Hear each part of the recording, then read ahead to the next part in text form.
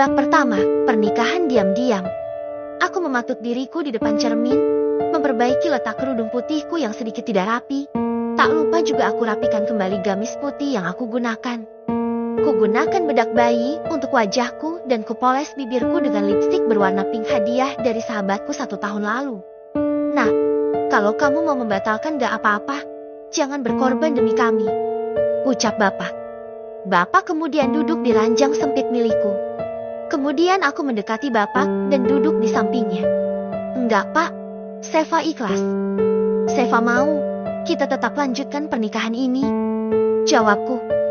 Jikapun dibatalkan akan banyak sekali resiko yang aku tanggung. Keputusanku sudah bulat, tak ada yang perlu dirubah. Pak, itu penghulu dan lainnya sudah siap. Seva, apa kamu siap? Nak, tanya ibu. Ibu mengenakan kebaya coklat sederhana dengan jilbab yang dibelinya di pasar lebaran tahun kemarin. Bismillah, Seva siap. Bu, jawabku pelan. Ya udah, bapak sama ibu keluar dulu. Nanti kamu ditemenin Bisani ya? Iya, Bu. Sebelum keluar kamar, bapak memelukku dan mengusap punggungku. Sungguh pak, Seva ikhlas. Seva ikhlas meninggalkan semua dunia remaja Seva. Demi kalian, iya kalian keluargaku. Bapak, ibu, adikku Seno, batinku. Saya terima nikah dan kawinnya Seva Lydia Dewi binti Suparjo dengan mas kawin seperangkat alat sholat, emas seberat 100 gram dan uang tunai sebesar Rp12.122.021 dibayar tunai. Bagaimana para saksi? Sah? Sah. Alhamdulillah. Acara pernikahan yang aku impikan tapi benar-benar hanya mimpi. Hanya ada segelintir orang yang datang dan mereka hanya saudara dekat saja. Bahkan aku yakin mereka terus berbisik membicarakan pernikahan anehku ini. Aku Seva Lydia Dewi usia 21 tahun lebih 6 bulan menikah dengan Bambang Hendromoyo usia 60 tahun. Tidak usah kaget. Memang seperti itu keadaannya. Jika ada yang bilang aku matre, aku jawab jujur iya. Aku menikah dengannya karena harta. Tidak ada pernikahan mewah. Tidak ada pelaminan apalagi menu makanan internasional. Yang ada hanya pernikahan di bawah tangan di gubuk raut ini. Aku pun dituntun keluar kamar menemui suamiku. Rasanya masih aneh. 1 minggu yang lalu aku masih duduk di bangku kuliah. Aku masih belajar sebagaimana biasanya. Aku masih belajar sebagai mahasiswi di salah satu perguruan tinggi di kotaku. Bukan hal yang mudah bagiku bisa kuliah. Aku masuk dengan jalur bidik misi. Dengan terseok aku mampu terus melanjutkan kuliahku. Jika kalian membayangkan seperti dicerita dengan CEO ganteng, kalian salah. Postur tubuhnya tinggi, dengan pawakan sedikit berisi dan tidak ada bayangan seperti yang ada di cerita. Yang mirip mungkin hanya hartanya. Rasanya aku jadi ingin tertawa dengan nasibku. Tahan Seva, ayo senyum. Bukankah kamu yang menyetujui pernikahan konyol ini? Aku bermonolog dengan diriku sendiri. Aku melihat bapak mengusap sudut netranya dan ibu yang berkaca-kaca. Adikku hanya menatapku dengan tatapan yang entah seperti apa. Terlihat ada satu orang sahabatku, Rizka. Rizka tersenyum kepadaku, tapi air mata sudah turun ke pipinya. Aku yang menikah, kenapa mereka yang menangis? Dasar aneh. Ayo nak, cium tangan suamimu. Titah ibu. Ada rasa enggan untuk melakukannya, tapi jika aku menolaknya secara terang-terangan, apa kata mereka? Kuturuti saja, toh hanya mencium tangannya. Aku meraih tangan yang terulur, lalu mencium tangan yang mulai keriput. Laki-laki itu kemudian mengusap kepalaku yang tertutup jilbab dan menciumnya.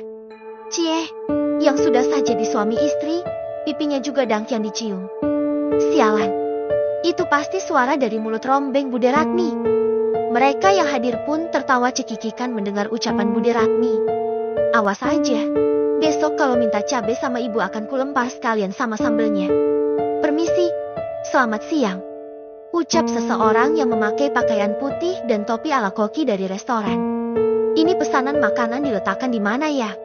Ibu dan bapak sebagai tuan rumah saling berpandangan. Mereka merasa tidak memesan makanan apapun. Bawa masuk dan tata di dalam, sekalian layani mereka yang hadir. Suara itu datang dari orang yang duduk di depanku. Jadi dia yang kini bergelar suami yang memesan makanan. Ternyata tidak hanya ada satu orang yang datang membawa makanan, tapi ada 5 orang dengan membawa menu yang berbeda-beda. Melihat pemandangan itu, Bude Ratmi langsung senyum sumringah. Akhirnya, bisa makan enak juga. Aku kira diundang ke nikahan cuma disuguhi mendoan-doa. Bude Ratmi masih saja jinyih tanpa pandang tempat. Kira-kira isinya apa ya? Rak. Bujum tetangga sebelah rumah terus menatap kotak tertutup yang berisi makanan. Tak lama berselang makanan sudah siap. Dari sate, prasmanan, siomay, bakso, soto, buah-buahan aneka, kue bahkan es cendol juga ada. Terlihat mereka yang hadir langsung berbaris antri, bahkan Bujum dan Bude Ratmi sempat meminta kantong kresek pada ibu. Makanan segitu banyaknya, daripada mubazir lebih baik Bude bawa pulang. Iya kan? Aku hanya mengangguk. Terserah mereka saja daripada ribut. Fah, kamu sudah ambilkan makanan buat suamimu belum? Tanya ibu. Hah? Apa bu? Iya, nanti Seva ambilkan buat bapak. Jawabku sambil terus memperhatikan mereka yang terus memasukkan makanan ke dalam kantong plastik. Yuk. Aduh. Ibu, kenapa aku dipukul? Aku memegang lengan kananku yang dipukul ibu. Bukan bapak, tapi suamimu. Suami. Ibu memperjelas kalau aku sudah punya suami. Meos deh bu. Ibu aja gimana? Bukan jawaban yang aku dapatkan, malah ibu melotot dan mengarahkan tangannya ke atas akan memukulku. His. Iya bu. Iya. Kuhentakkan kakiku sambil melangkah. Aku menuju meja prasmanan. Kuambil nasi 1 centong, tapi kemudian kuambil lagi setengah, takut enggak habis. Kuambil sate 5 tusuk, tapi nanti takut giginya nggak kuat kalau harus makan daging, atau bisa-bisa gigi palsunya ikut ke bawah sate saat menariknya. Aku kembalikan lagi sate ke tempatnya. Aku menuju tempat sayur. Duh, kok pedes semua, nanti malah sakit perut. Aki-aki kan perutnya mudah sakit.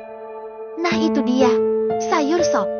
Aku siram saja nasi yang setengah centong dengan 2 gayung sayur sop. Salah, maksudnya 2 sendok sayur. Lalu atasnya aku taruh deh kerupuk udang. Sengaja kerupuknya disuruh berenang dulu di kuah sop biar nggak keras. Kurang cerdas gimana lagi, aku coba. Pelan aku membawanya ke tempat lelaki yang sedang duduk dengan bapak.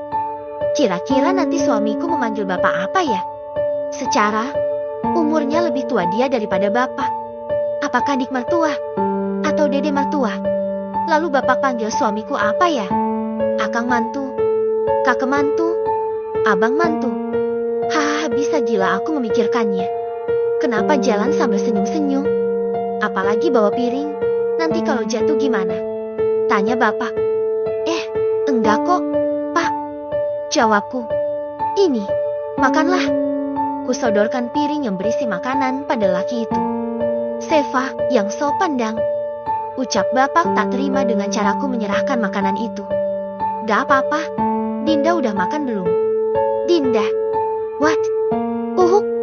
Aku langsung batuk tersedak permen yang ada di mulutku begitu mendengar dia memanggilku Dinda.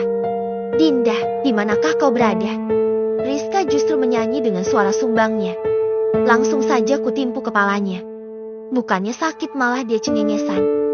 Akhirnya rangkaian acara sudah selesai. Aku masuk ke kamarku. Lelaki tua itu sudah menungguku. Kenapa aku jadi deg-degan gini? Apa jangan-jangan akan seperti yang aku lihat di film-film?